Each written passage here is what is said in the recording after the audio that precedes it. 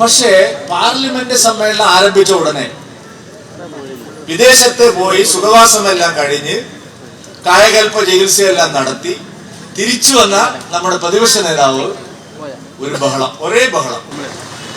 ജന്തർ മന്ദറിൽ ഈ സമരമൊക്കെ നടക്കുമ്പോ രാഹുൽ ഗാന്ധി ഇന്ത്യയിൽ എവിടെ ഉണ്ടായിരുന്നില്ല. എവിടെയാ ഉള്ളതെന്ന് കേന്ദ്ര സർക്കാരിന് അറിയാം. പക്ഷെ അത് രാഹുൽ ഗാന്ധിക്ക് അറിയാം, മോദിക്കും അറിയാം. നമ്മുടെ രാജ്യത്ത് ഇതാദ്യമായിട്ടല്ല ഇത്തരത്തിലുള്ള രാജ്യവിരുദ്ധമായിട്ടുള്ള, ജനാധിപത്യ വിരുദ്ധമായിട്ടുള്ള കാര്യങ്ങൾക്ക് കോൺഗ്രസ് പാർട്ടിയും അതിന്റെ നേതൃത്വവും തയ്യാറായിട്ടുള്ളത് എന്നുള്ളത് നമുക്ക് എല്ലാവർക്കും അറിയുന്ന കാര്യമാണ്. നീറ്റ് പരീക്ഷാ പേപ്പർ ചോർന്നതിനെതിരെ വിദ്യാർത്ഥികൾക്കിടയിൽ ഉണ്ടായിട്ടുള്ള ആശങ്ക മുതലെടുത്തുകൊണ്ട് വിദ്യാർത്ഥികളുടെ പേരിൽ നടക്കുന്ന ജന്തർ മന്ദറിലെ സമരം ഏതാണ്ട് 40 ദിവസത്തോളം അടുക്കുകയാണ്. ആ സമരം ഹൈജാക്ക് ചെയ്തുകൊണ്ട് നമ്മുടെ പ്രതിപക്ഷ നേതാവ് ശ്രീ രാഹുൽ ഗാന്ധി, അറിഞ്ഞുകൂടാ ഇത്ര ദിവസം എവിടെയായിരുന്നു നമുക്ക് ആർക്കും അറിയില്ല. ജന്തർ മന്ദറിൽ ഈ സമരമൊക്കെ നടക്കുമ്പോ രാഹുൽ ഗാന്ധി ഇന്ത്യയിൽ എവിടെ ഉണ്ടായിരുന്നില്ല. എവിടെയാ ഉള്ളതെന്ന് കേന്ദ്ര സർക്കാരിന് അറിയാം. പക്ഷെ അത് രാഹുൽ ഗാന്ധിക്ക് അറിയാം, മോദിക്കും അറിയാം. ഇങ്ങനെ ഒരാള് രാജ്യത്തിന്റെ പ്രതിപക്ഷ നേതാവായി ഒരു 25 കൊല്ലം കൂടി ഇരിക്കണമെന്ന് ആഗ്രഹിക്കുന്ന ഒരു പാർട്ടിയാണ് ഭാരതീയ ജനതാ പാർട്ടി എന്ന് പറയാൻ എനിക്കൊരു മടിയുമില്ല.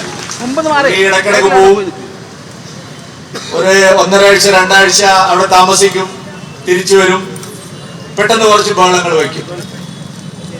അപ്പൊ ഈ 40 ദിവസമായിട്ട് അവിടെ നടക്കുന്ന സമരത്തിൽ രാഹുൽ ഗാന്ധി ചിത്രത്തിലേ ഉണ്ടായിരുന്നില്ല, കോൺഗ്രസ് പാർട്ടി ഉണ്ടായിരുന്നില്ല. കോൺഗ്രസ് പറഞ്ഞത് ഈ സമരം BJP സ്പോൺസേഡ് സമരം എന്നാണ്. വെറുതെ പറയുന്നതല്ല. കോൺഗ്രസിന്റെ ഔദ്യോഗിക നേതൃത്വം ജന്തർ മന്ദറിൽ നടക്കുന്ന സമരത്തെ കുറിച്ച് പറഞ്ഞത് ഇത് BJP സ്പോൺസർ ചെയ്ത ഒരു സമരമാണ്. നീറ്റ് പരീക്ഷ ചോദ്യ പേപ്പർ ചോർന്നതിനെതിരായിട്ട് കോൺഗ്രസ് എന്തോ രാജ്യവ്യാപകമായി പ്രക്ഷോഭം നടത്തിക്കൊണ്ടിരിക്കുകയാണ്. അതിനെ ദുർബലപ്പെടുത്താൻ BJP തന്നെ സ്പോൺസർ ചെയ്യുന്ന സമരമാണ് ജന്തർ മന്ദറിൽ നടക്കുന്നത്. ഇതായിരുന്നു കോൺഗ്രസ് പറഞ്ഞത്. പാർലമെന്റ് തുടങ്ങിയ ദിവസം, ഈ പാർലമെന്റ് സമ്മേളനം തുടങ്ങിയ ദിവസം നിങ്ങൾ ശ്രദ്ധിച്ചിട്ടുണ്ടാവുമെങ്കിൽ പല മാധ്യമങ്ങളും ഇവിടെ പറഞ്ഞ പോലെ അത് പറയാൻ ധൈര്യം കാണിക്കില്ല. കോൺഗ്രസിന്റെ രാജ്യസഭയിലെ പ്രമുഖ നേതാവ് ജയറാം രമേശ് ഈ സമരത്തിൽ ഞങ്ങൾക്ക് വിശ്വാസമില്ല എന്നാണ് പറഞ്ഞത്. ഇത് BJP സ്പോൺസേഡ് സമരമാണ്. പിന്നെ മലയാള പത്രങ്ങൾ വായിച്ചിട്ട് കാര്യങ്ങൾ മനസ്സിലാവില്ല. അതുകൊണ്ട് നമ്മൾ ഇംഗ്ലീഷ് പത്രങ്ങളെയോ ഹിന്ദി പത്രങ്ങളെയോ ആശ്രയിക്കേണ്ടി വരും കേരളത്തിലെ ജനാധിപത്യ വിശ്വാസികൾക്ക് വല്ലതും മനസ്സിലാവാൻ. അതുകൊണ്ട് ആ പത്രങ്ങളിലെല്ലാം വന്നിട്ടുണ്ട്, ദേശീയ മാധ്യമങ്ങളിലെല്ലാം വന്നിട്ടുണ്ട്. ജയറാം രമേശ് പറഞ്ഞത് ഇത് BJP സ്പോൺസേഡ് സമരമാണ്, രാജ്യസഭ രേഖകളിലുള്ളതാണ്. പക്ഷേ പാർലമെന്റ് സമ്മേളനം ആരംഭിച്ച ഉടനെ വിദേശത്ത് പോയി സുഖവാസമെല്ലാം കഴിഞ്ഞ് കായകൽപ്പ ചികിത്സയെല്ലാം നടത്തി തിരിച്ചു വന്ന നമ്മുടെ പ്രതിപക്ഷ നേതാവ് ഒരു ബഹളം, ഒരേ ബഹളം. നമ്മുടെ നാട്ടിലെ പത്രങ്ങളും ചാനലുകളും എഴുതും ഇന്ത്യ ഒറ്റക്കെട്ടായി. ഞാൻ ഇന്നലെ രാത്രി മുഴുവൻ ഈ TV കണ്ടു. എന്താണ് അവിടെ നടക്കുന്നതെന്ന് അറിയണത്. ഞാൻ ഇടക്കിടയ്ക്ക് ഈ പുട്ടിൽ തേങ്ങ ഇടുന്ന പോലെ മലയാള ചാനലിൽ വെച്ചു എല്ലാം. ആരെയും പ്രത്യേകിച്ച് പറയണ്ട, എല്ലാവരും ഇന്ത്യ ഒറ്റക്കെട്ടായി. ആദ്യം പറഞ്ഞു ഇന്ത്യ സഖ്യം ഒറ്റക്കെട്ടായി എന്നാണ്. പിന്നെ പറഞ്ഞു ഇന്ത്യ ഒറ്റക്കെട്ടായി ഗാന്ധി സ്മൃതിയിലേക്ക് നടന്നെടുക്കുകയാണ്. അവിടെ വണ്ടി തടഞ്ഞു, അങ്ങനെയാണ്. ഞാൻ നോക്കുമ്പോൾ ആരൊക്കെയാണെന്നറിയാം ഇന്ത്യ ഒറ്റക്കെട്ടായിട്ട് ഗാന്ധി സ്മൃതിയിൽ എത്തിയത്?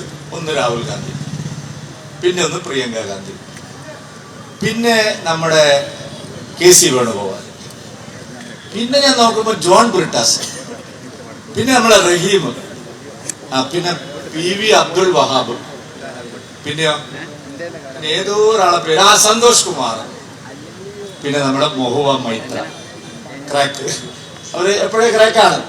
ഇവരാണ് ഇന്ത്യ ഒറ്റക്കെട്ടായി ഗാന്ധി സ്മൃതിയിൽ എത്തിയിരിക്കുന്നു. എന്താ അടിച്ചുകൂടെ? ഒരു ഇന്ത്യ മുന്നണിയും ഒറ്റക്കെട്ടല്ല, ഒരു ഇന്ത്യയും ഒറ്റക്കെട്ടല്ല. ഞാൻ നോക്കുമ്പോൾ കനിമൊഴിയില്ല. ഇന്ത്യയിലെ ഏറ്റവും പ്രമുഖയായിട്ടുള്ള DMK നേതാവാണ്, പാർലമെന്റിലെ ഗർജിക്കുന്ന പെൺപുലിയ, കനിമൊഴിയില്ല. നമ്മുടെ മുലായം സിംഗിന്റെ മകൻ എന്ത് യാദവാണ്, അഖിലേഷ് യാദവ് ഇല്ല. അഖിലേഷ്